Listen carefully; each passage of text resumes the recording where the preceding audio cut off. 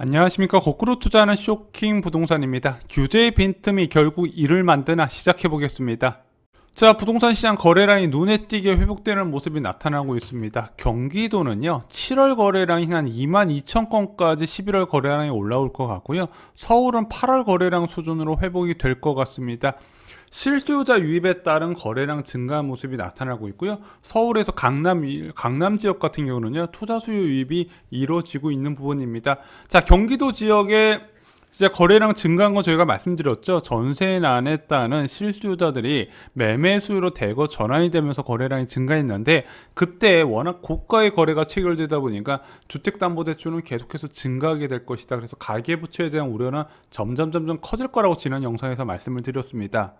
자, 그런데 서울 지역의 거래량 증가를 이끄는 강남 지역 보시잖아요. 벌써 9월 거래량보다 한참 뛰어넘게 거래량 증가가 나타나고 있는데, 이거는 규제 미비 때문에 일어나는 부분입니다. 자, 710 부동산 대책에서 2주택 이상자는 이제 강한 중과세율을 때리면서 시장 유입이 차단됐는데, 자, 무주택자가 나는 전월세 살면서 영끌 투자에서 갭 투자하는 방안, 이 부분 초고가 주택의 수요가 계속 이어지고 있는 부분이고, 이거에 대한 규제를 확실하게 안 하다 보니까 다시 한번 그 규제 빈틈으로 투자 수요가 들어온다는 부분이죠.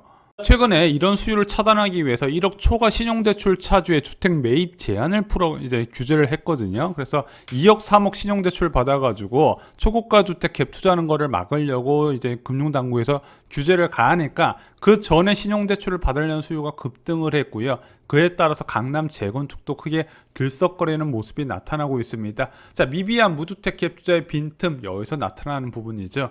자, 한국감정원 통계에서도 서울 지역 아파트 가격 상승세가 뚜렷합니다. 특히 경기 지역 상승률이 굉장히 높게 나타나고 있고, 인천 지역도 따라가는 모양새가 나타나고 있습니다.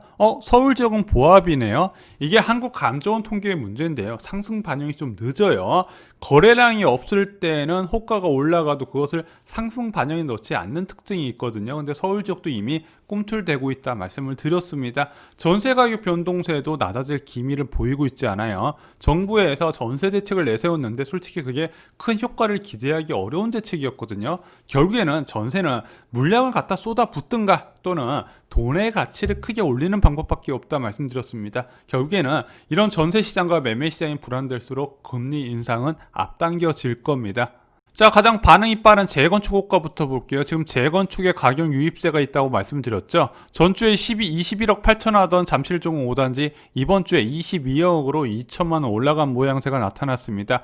음마아파트는 20억 3천 하던 게 이번 주에 7천만 원 오른 21억의 최저 호가가 형성돼 있습니다. 자, 9월 달에 거래가 된 이후로 실거래가 등록되지 않았음에도 불구하고 집주인들이 가격 상승세를 기대하고 빠르게 호가를 올리는 모습이 나타나고 있습니다.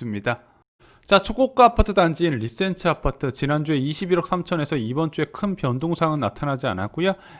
그 아래에 위치한 트리지온 같은 경우도 20억 5천에서 이번 주에 큰 변동사항은 나타나진 않았습니다. 일단 재건축 아파트부터 호가가 변동한다는 부분 여러분께 말씀을 드려야 될 것 같고요. 이 부분은 신용대출 규제를 앞두고 이제 재건축 아파트에 미리 매수세가 유입이 되지 않았나 이렇게 생각을 하고 있는 부분입니다. 자, 이젠 토지 거래 허가구역 인근에 갭 투자가 유입 가능한 아파트도 살펴보겠습니다. 반포종 1단지 3주고 단일평수로 구성돼서 부동산 거래 변화에 민감한 아파트인데요. 자, 지난주에 22억이었던 아파트 이번 주에도 큰 변동사항은 없었습니다. 하지만 거래가 계속해서 터지고 있어요. 11월에만 무려 5건이 터졌습니다. 자, 앞으로 재건축 아파트 시장이 살아나는 분위기가 지금 폭착된 상황에서 추가 상승 여력이 있다고 저는 보고 있어요. 자, 반포자이 아파트 볼게요. 반포자이 아파트는 지난주에 26억 5천에서 계속 소화가 안 되면서 이 가격이 유지되고 있는 모습이 나타나고 있습니다. 자, 잠실 파크리오 볼게요. 여기가 리센츠와 트리지움과 다르게 갭 투자 유입이 가능하다 보니까 11월에 무려 7건의 전용 84제곱미터 거래가 있었던 겁니다. 자, 이것 때문에 부동산 가격이 하락하지 않는 거예요. 원래 초고가 아파트부터 가격이 떨어진다 말씀드렸는데, 무주택 갭 투자가 계속 유입이 되다 보니까 거래가 있고 가격은 안 떨어지고 오히려 올라가는 모습이 나타나니까 아무리 부동산 규제를 가해도 가격이 떨어지지가 않는 거예요. 저금리 원인도 있지만 정부의 정부의 부족한 빈틈, 규제의 빈틈에서 계속해서 투자 수요 유입이 이루어지고 있다는 부분이죠. 그래서 이 무주택 갭 투자에 대한 규제를 강화해야 된다 말씀드렸습니다. 자, 잠실 파크리오 같은 경우는 이번 주에도 호가 변동세는 나타나고 있지 않습니다. 자, 방이동 코롱 아파트 정말로 많이 올랐죠. 작년에 뭐 8억에서 9억 정도에 거래되는 아파트가 지금 14억까지 올라갔으니까 이번 주에는 변동사항은 없는데, 일단은 매수인들도 조금 너무 오른 가격에 관망으로 보는 부분이고 매물 자체도 좀 많아 보이지는 않아 보이고 있습니다.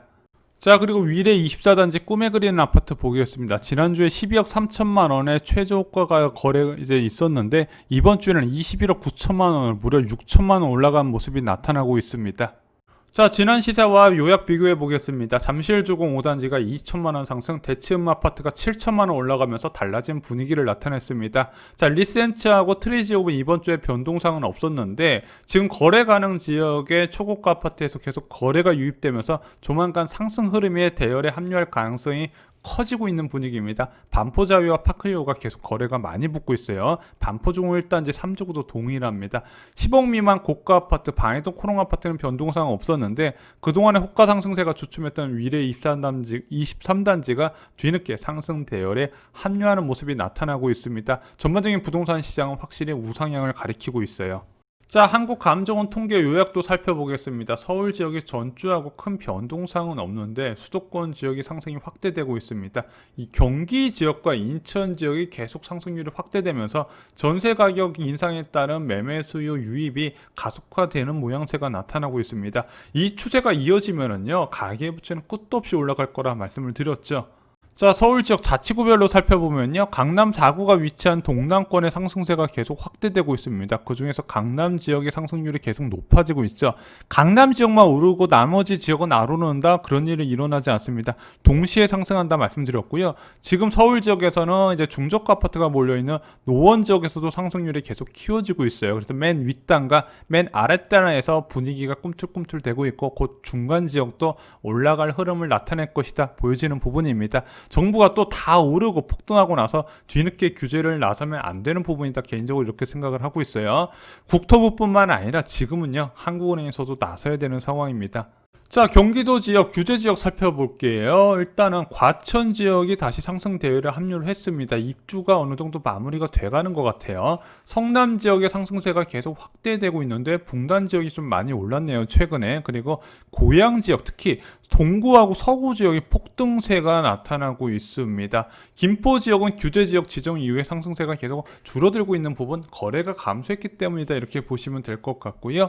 그 외에 용인이나 수원 지역은 다른 지역만큼 아직까지 폭등세는 나타나고 있지 않습니다. 그동안에 이제 투자 수요 유입이 많았던 지역은 투자 수요가 이탈되면서 오히려 좀 주춤한 모습이 나타나는 양극화가 나타나고 있습니다. 자, 경기도 외곽 지역도 전반적으로 분위기는 좋아요. 어쩔 수 없는 게 지금 매매 가격이 좀 중저가 아파트가 많은 지역은 가격 상승세가 앞으로 계속 높아질 것이다, 이렇게 보여지는 부분입니다. 결국에는 지금 매매를 잡으려면은 전세를 먼저 잡아야 되는 상황이 펼쳐졌다. 전세를 잡으려면은 물리적 공급으로는 한계가 있으니까 결국에는 돈의 가치를 올려야 된다 말씀을 드렸죠.